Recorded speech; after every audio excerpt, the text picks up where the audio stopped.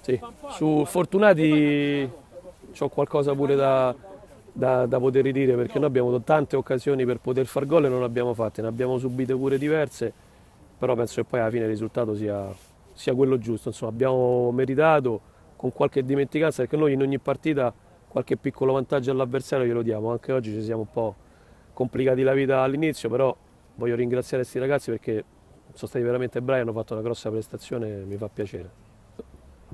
Ci si può lavorare nei momenti così, di disattenzione con grande concentrazione, perché noi quando giochiamo la palla siamo una squadra che gioca molto bene, abbiamo giocatori molto tecnici, Seferi, Liotti e tanti altri, però dobbiamo essere un po' più concentrati, dobbiamo essere un po' più attenti su alcune situazioni perché in alcune partite rischiamo magari di fare una grande prestazione però di non arrivare alla conclusione dei 3 punti.